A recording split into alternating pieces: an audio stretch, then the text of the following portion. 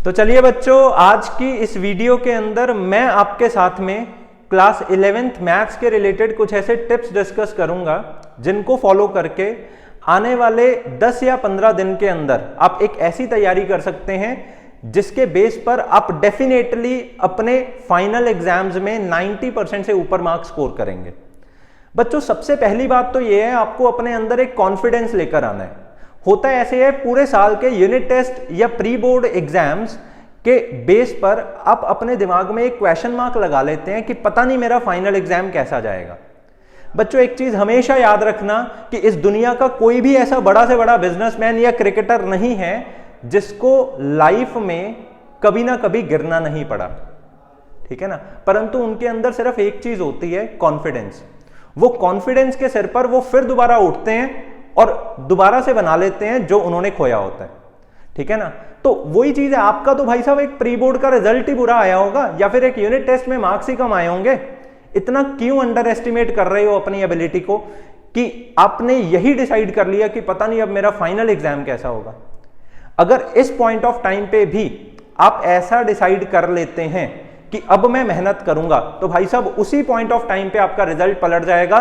कोई भी दुनिया की ऐसी ताकत है नहीं जो आपको कम मार्क्स दिला दे। आपके मार्क्स आएंगे ही आएंगे। बस जो मैं आज की क्लास में आपको बोलने जा रहा हूं ना, इसको फॉलो कर लो, ठीक है। सवाल ही पैदा नहीं होता आपके वहां पर मार्क्स ना आए। देखो बेटा, जो आपका फाइनल एग्जाम होता है, उस फाइनल एग्जाम को पिछले 10 या 15 सालों से मैं नोटिस कर रहा हूं, ठीक है। तो अपने एक्सपीरियंस के बेस पर और उन सारे फाइनल एग्जाम्स के पेपर्स को अच्छे से एनालाइज करने के बाद मैंने ये निकाला है कि आपके जो फाइनल एग्जाम के अंदर क्लास 11th में स्पेशली एनसीईआरटी के क्वेश्चंस ज्यादा आते हैं।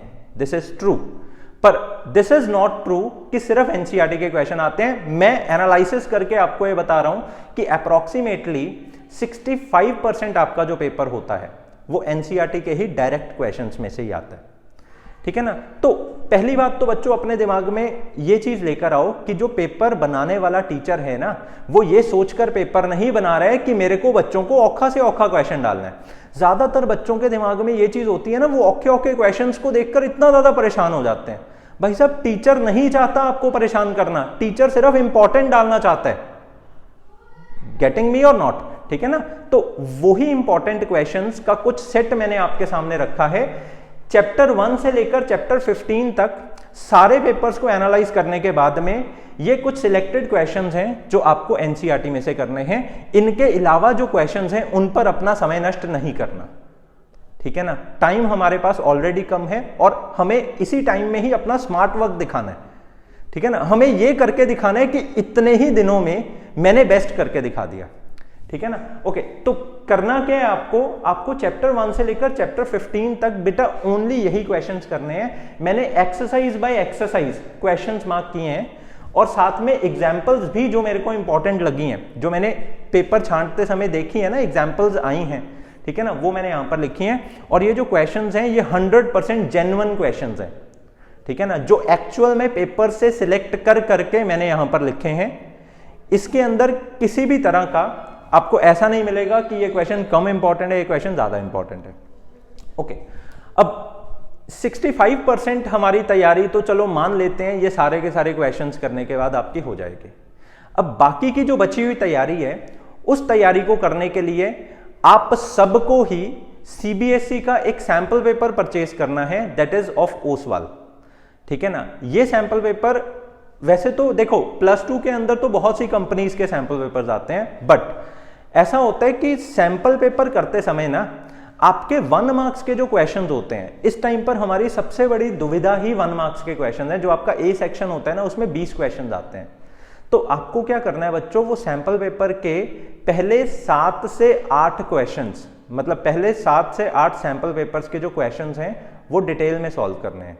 तो उसके अंदर होएगा क्या, उसके अंदर ऐसा होएगा कि मान लो अगर आपने 8 क्वेश्चंस भी सॉल्व किए हैं ना, तो एक तरह से ए सेक्शन में अगर 20 क्वेश्चंस आ रहे हैं तो 8 मल्टीप्लाई बाय 20 इज 160 क्वेश्चंस।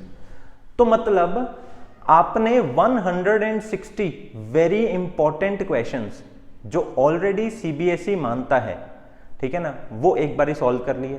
तो जब फाइनल पेपर आपके सामने आएगा, उस फाइनल पेपर में ए सेक्शन जब आपको परेशान करने के लिए आएगा, ठीक है ना, तो होगा क्या, आपने पहले से ही अपनी तैयारी के लिए 160 क्वेश्चंस किए होंगे, ठीक है ना, तो वो ए सेक्शन के क्वेश्चंस के पहले 20 क्वेश्चंस आप बहुत ही अच्छे से कर दोगे, ठीक है ना। और बाकी का जो भी आपका पेपर होगा, भले ही वो बी सेक्शन है, भले ही वो सी सेक्शन है या डी सेक्शन है, इन क्वेश्चंस को करने के बाद वो आपको मुश्किल लगे ऐसा हो ही नहीं सकता, ठीक है ना। तो आपको क्या करना है, आपको अपनी टू डू लिस्ट के अंदर जो आप रोज सुबह उठकर बनाते हैं, जैसा मैंने उस वीडियो के अंदर भी आपको बोला था, आपको अपनी टू डू लिस्ट के अंदर 3-3-4-4 चैप्टर्स इन्वॉल्व करने हैं, क्योंकि बेटा आप खुद देख सकते हो एक चैप्टर के 20-20 क्वेश्चन रह गए हैं। जिन जिन एक्सरसाइजेस में 10-10 या 12-12 क्वेश्चंस भी थे ना, मैंने एकदम फिल्टर कर करके ओनली 4-4 5-5 छोड़ दिए हैं इसमें। तो आपके लिए अगर काम कम हो गया तो आपको ये चाहिए कि कम से कम 2 या 3 दिन में ही आप ये सारे क्वेश्चंस अपने प्रिपेयर कर लो, ठीक है जी। और एक और इंपॉर्टेंट बात, एनसीईआरटी के अंदर मैक्सिमम बच्चों की ऐसी टेंडेंसी होती है, वो एक्सरसाइज के तो क्वेश्चंस करने पसंद करते हैं पर वो एग्जाम्पल्स पर ज़्यादा एम्फेसिस नहीं देते हैं, मतलब एग्जाम्पल्स को लेकर वो बहुत ज़्यादा लीनियंट होते हैं। भाई साहब एग्जाम्पल्स में से पेपर आता है, मैंने देखा है एग्जाम्पल में से बहुत ज़्यादा भर भर के क्वेश्चन आए हुए हैं, एग्जाम्पल्स रिपीट ही बड़े हो रहे हैं, ठीक है ना। तो एक्सरसाइज के क्वेश्चंस तो करने ही करने हैं, उसके अलावा आपको एग्जाम्पल्स भी टिक के लिख लिख कर करनी है। और तीसरी चीज़ ये है, कुछ बच्चों के अंदर ऐसा भी होता है कि वो मैथ्स जैसी चीज को भी पढ़ पढ़ कर करते हैं। बेटा आपका ना फिजिक्स और केमिस्ट्री पढ़ के ना थोड़ा सा दिमाग खराब हो जाता है, आपको ये नहीं पता होता कि मैथ्स जैसा सब्जेक्ट कभी रीडिंग से आ ही नहीं सकता है, इसके अंदर सॉल्विंग करनी होती है, समझते हो सॉल्विंग, तो वो सॉल्विंग ही आपको यहां पर करनी है, ठीक है ना। क्वेश्चंस को सॉल्व करो, कोई दिक्कत नहीं है, एक दिन ज्यादा लग जाए, पर क्वेश्चंस हम इस तरह से करेंगे कि वहां पर हमारे से निकल जाए। वहां पर ऐसा नहीं होना चाहिए कि हमारे से क्वेश्चन हो नहीं रहे हैं, या फिर हम उस टाइम पर ऐसा सोचें कि मैंने तो एक ही बार ही किए हैं इसीलिए मेरे को स्टेप्स भूल रहे हैं, ऐसा नहीं। टिक के करो, तसल्ली से करो, ठीक है ना। ओके, तो सारी की सारी बातों को मैं कंक्लूड करता हूं 2 बातों में कि आपको अगर एनसीईआरटी करनी है तो आपको ये वाले क्वेश्चंस करने हैं, सारे के सारे क्वेश्चंस करने में इस पॉइंट ऑफ टाइम पे अपना टाइम वेस्ट नहीं करना। दूसरी बात आपको क्या करनी है, आपको सैंपल पेपर सॉल्व करने हैं, स्पेशली 1 से 8 तक सैंपल पेपर्स तो प्रॉपर वाले करो, ठीक है ना। बाकी के 2-3 सैंपल पेपर्स आप ये सारे क्वेश्चंस की 2-3 बारी रिवीजन करने के बाद आप फिर दोबारा उन 2 सैंपल पेपर्स को रिवाइज कर सकते हो। कुल मिला के 10 से 12 सैंपल पेपर्स होंगे आपके ओसवाल के अंदर, ठीक है ना। तो इस वीडियो को सुनने के बाद ही एक्शन लेना स्टार्ट कर दो, ऐसा नहीं होना चाहिए कि आप सुनने के बाद मतलब फिर दोबारा अपने कंफर्ट मोड में चले गए। अगर आपने करने का ठान लिया तो सवाल ही पैदा नहीं होता आपके मार्क्स कम आ जाए, ठीक है ना। और +1 के मार्क्स अगर कम आ जाते हैं तो +2 में हमारा कॉन्फिडेंस अपने आप ही लो रहता है। मतलब +1 के मार्क्स के सिर पर ना टीचर्स हमें जज करते हैं कि ये बच्चा इंटेलिजेंट है या ये बच्चा मतलब एवं ही है, एवरेज है, ठीक है ना। तो आपने डिसाइड करना है कि अगले पूरे साल आपको अपनी कैसी इमेज दिखानी है, ठीक है। Okay, thank you so much. ये क्वेश्चंस करिए और सैंपल पेपर्स करिए, आपका काम बन जाएगा, मार्क्स अच्छे आ जाएंगे। Thank you so much.